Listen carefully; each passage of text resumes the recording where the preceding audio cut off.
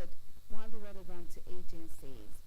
Mr. Bashir Garga noted that the federal government urges all Nigerians, wherever they may be, to act as exemplary ambassadors of their country.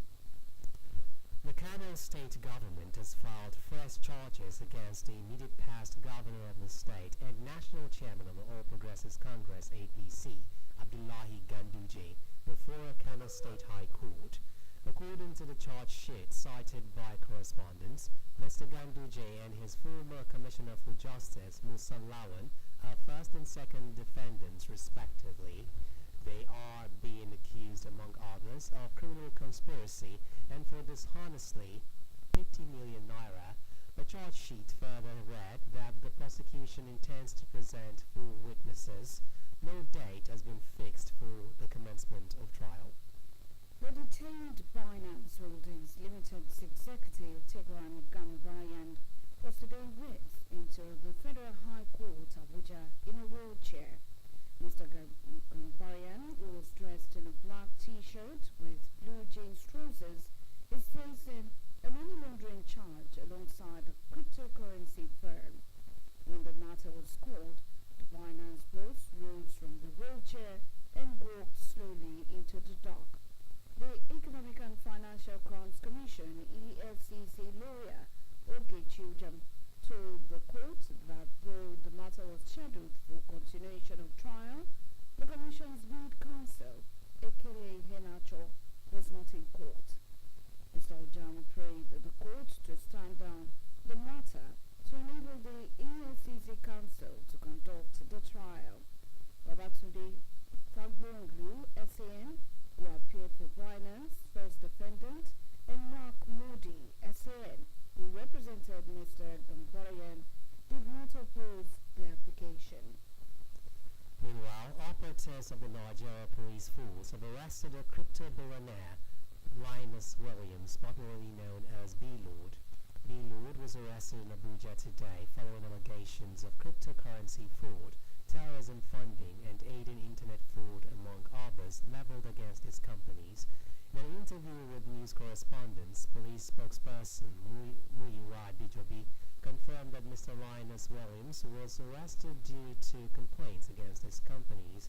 He gave the assurance that the police will thoroughly investigate the matter, adding that the police force criminal investigation department is currently investigating complaints lodged against B-Lord, B-Lord Real Estate Limited, B-Lord JetPay Limited, and Billpoint Technology. He said the offences include allegations of cryptocurrency fraud, aiding internet fraud, computer-related fraud, terrorism funding, and non-compliance with regulatory frameworks. Bishops of the Methodist Church Nigeria have tasked the federal government to implement policies that will tame inflation in the country. They gave the charge at the end of the 41st Annual Council Meeting of Bishops of Methodist Church Nigeria with the theme Arise and Build, held at Halls Memorial Methodist Cathedral at Diocese of Lagos Mainland, Sabo, Lagos. In a communique issued at the end of the meeting, the Methodist bishops said that concerted efforts from the government are necessary to alleviate the financial strain on consumers and sustain economic stability amidst current economic challenges. According to the communique, which was read by the Methodist prelate, Dr. Oliver Ali Abba, the council urged the authorities to implement a more effective management system for the dollar's floating rate and to regulate the activities of road charge operators. The bishop further stressed the need for decisive action to stabilize the local currency and appreciated the recent move to ban financial transactions in foreign currencies, hoping it would bring some respite to the struggling economy. The Bishops' Council also commended the federal government and the judiciary for last Thursday's ruling that affirmed the local government's rights to the funds accruing to them from the Federation accounts. Meanwhile, as Nigerians grapple with excruciating hunger sapping their health and families, civil society organizations have expressed mixed feelings on the distribution of bags of rice by the federal government to the 36 states and the Federal Capital Territory. Each state and the FCT is expected to receive 20 trucks containing 1,200 bags of 25-kilogram rice, as announced by the Minister of Information and National Orientation, Muhammad Idris. The country director, Action Aid Nigeria, Andrew Medu, in his reaction said the 740 trucks of rice for distribution across the country is not likely to reduce the biting hunger in the country, particularly considering Nigeria's huge population and the severity of the food crisis. He added that the distribution structure that involves politicians will most likely further affect the quantity that gets to the poor and will be used for political settlement. Also reacting, the national president, Smallholder Women Farmers Organizations in Nigeria, Fatima Gumi, said the module measurement of rice cannot stop hunger in families, but rather government should turn in the money used for importing rice to boost farmers' productivity. The executive director, Revenue Development Initiative, Philip Japo, who was also skeptical about the distribution pattern of rice in the 36 states and the FCT, asserted that the pattern of distribution will only serve to enrich government contractors and politicians. This broadcast of Newscope comes to you from the Broadcasting Corporation of Oyo State, Ibadan. There may be legal and administrative turbulence between the states and local governments following the Supreme Court verdict that interpreted financial autonomy for the 774 local government councils. This was the view of stakeholders that featured today on the BCOS Current Affairs television program, Kuto High. Our man, Bodi Akinjola, monitored the program and compiled this report, presented by Abiodun Akikunle.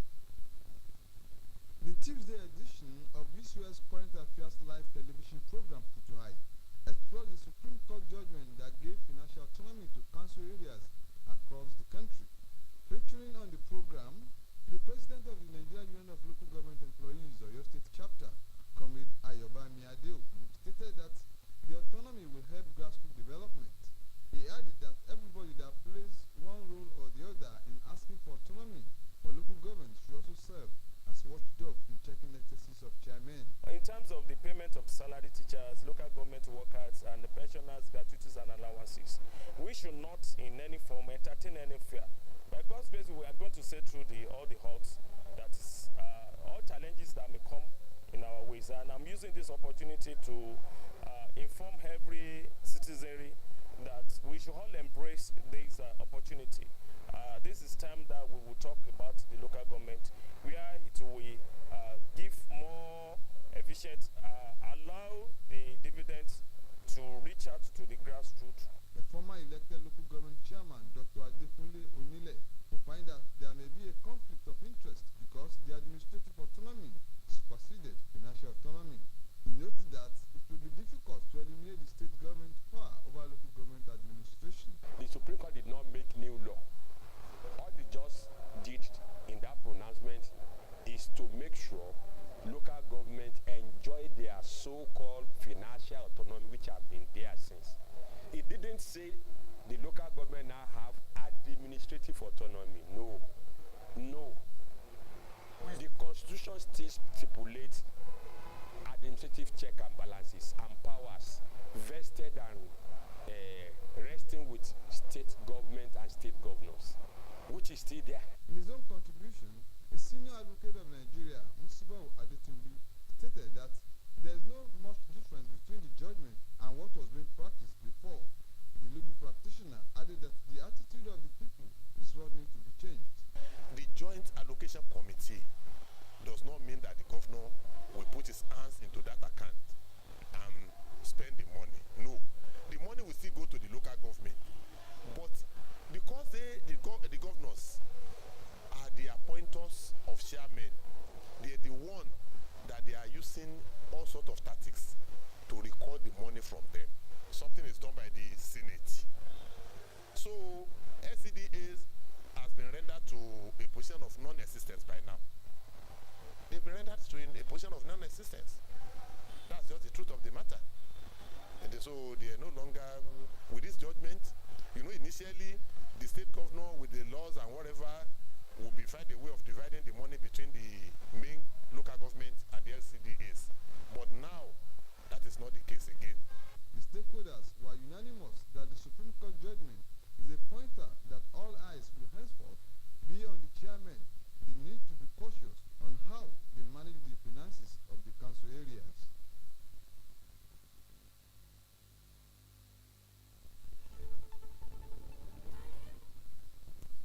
Recent cases of flooding in some parts of the country have raised fears that Oyo State may be in for another unpalatable experience. However, the state government's proactive response mechanisms has been allaying such fears. In this report, Adebayo Abdurrafi tries to unravel the flood mitigation responses of the government and residents, especially in Ibadan, the state capital. Experiences in the late 1970s and early 1980s made Ibadan, the Oyo State capital, prominent across the world, while the cases of floodings that ravaged Nigeria's largest city. Similar experience in 2011 further compounded the people's fear as several lives and properties were lost to each of these cases. With the recent reports of floodings in cities and towns across the country, Oyo State and Ibadan in particular seems to have demystified flooding as people now live in calm. What then has the state done differently to avert flooding? Honorable Abdulmajid Mogbonjibola is the State Commissioner for Environment and Natural Resources. He has this to say. Because if we find out in those key places where kind of a bottleneck for easy water flow in some areas has been open. Example is the Oludu. That's a major bottleneck. Another one is the Hodona Bridge in Oluyole. It's a major bottleneck. So what it's been like a 6-7 month displeasure period, but that's the outcome that we have now, that Oyo State is flood free.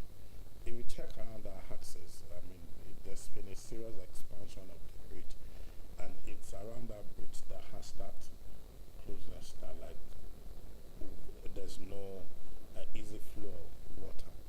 And there's something that is being said generally, that water will always find its course. So basically, I mean, that was what happened. And beside that, we were a bit proactive in the Ministry of Environment. We did a lot of major desilting of our gutters around. Appraising the situation, the chairman, Nigerian Institute of Environment Engineers, Engineer Wasiu Ajagbe, said the efforts of successive administrations in addressing the issue of flooding, particularly in Ibadan, are yielding positive results. He noted that the engineer Seyi Makinde-led administration deserved commendation for sustaining and improving on the efforts. The news of flooding, I can say, is also synonymous with Ibadan, because we had the flooding of 2011 and thereafter that, diverted the entire attention of the world to Ibadan because of what happened. So that actually prompted the government then to start flood control program, and then successive governments too have taken it up. Good enough, the current government too keyed into that. If you go around Ibadan in recent time, you will have noticed that bridges are being constructed, culverts are being constructed, channels are being constructed, and then recent time you see the bridges being commissioned for use. A particular road has been blocked for people so that can have workers to work. Some are, currently being rounded up. So a huge lot of resources have gone into that channelization project, flood control project, that has mitigated very greatly the impacts of runoff that will have led to flooding. Engineer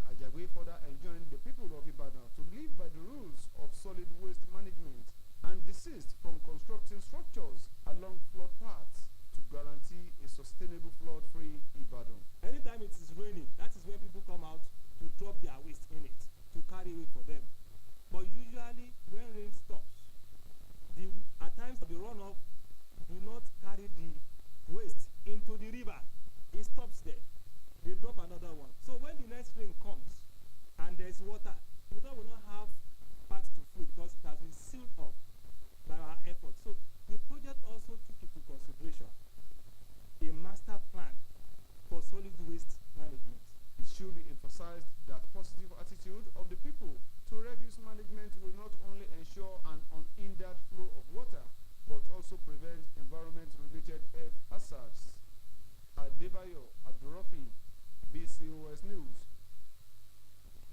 In the meantime, building and construction sector experts have emphasized the need for structural maintenance and rebuild structures to curb the spate of building collapse in the country and avert the attendant loss of lives. A civil engineering lecturer at the University of Ibadan, Dr. Oluyolefm, emphasized this in an interview with BCOS News. Our reporter, Ginika Okechukwu, completes the story. Following the recent collapse of buildings across the country, particularly in Plateau, Lagos and Osun states, as well as the Federal Capital Territory, Abuja, a lot of concerns have risen amongst the people about the safety and integrity of structures across the country. According to a report by the Building Collapse Prevention Guild, Nigeria has experienced at least 135 building collapse incidents and not more than 26 deaths each between 2022 and 2024, with the most recent incident occurring in Kubwa, a suburb in the Federal Capital Territory, Abuja. The frequent occurrence of building collapse cases in Nigeria has called for the need for stricter enforcement of building codes and regulations to prevent such incidents and protect lives. In a chat with BCOS News, a civil engineering lecturer at the University of Ibadan, Dr. Oluyolefm, attributed the cases of building collapse to different factors and causes. Collapse at times happens all of a sudden, but oftentimes there are warning signs. You see cracks around the building, around the foundation, that gives you warning, but usually people ignore it because it has a financial implication. Now, what is causing it? It could be broken down to many factors. The most common causes is that something wrong must have happened when they were installing the building. Either they didn't build it well, they used bad materials, they used bad workers. And then over time, as they say, these materials are very, very patient. They will not give you signs until maybe 2-3 years, at times 10 years into the process.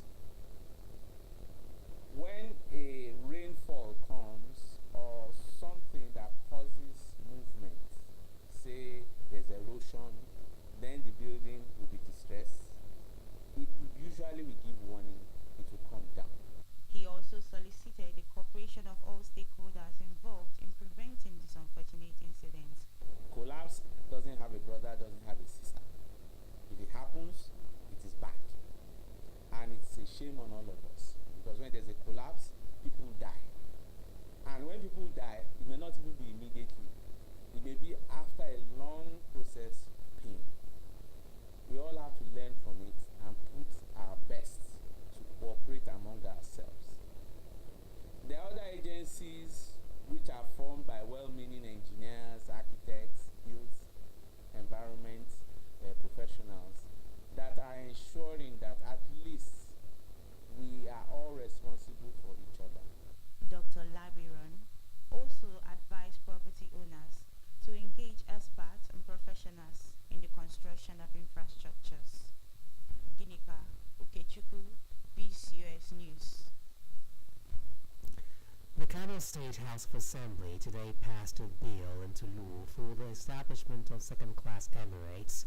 After the second and third reading of the bill, the Deputy Speaker, Muhammad Butubutu, moved for its adoption and passage during plenary presided over by the Speaker, Jibril Felgore. The new second-class emirates to be created include Rano Emirate, Rano Bunkure, Kibiya, Karaye Emirate, Karaye Rogo, Gaya Emirate, Gaya Jingi, and Al-Basu. Recall that the Kano State government has been embroiled in an emirship tussle for 2 years, with Emir Muhammad Sanusi and the second and Aminu Ado Bayero contesting the position. Now to sports news. Gareth Southgate today said he was resigning as England manager 2 days after they lost to Spain in the Euro 2024 final. Southgate said in a statement that it's time for change and for a new chapter, stating that Sunday's final in Berlin against Spain was his final game as England manager. Names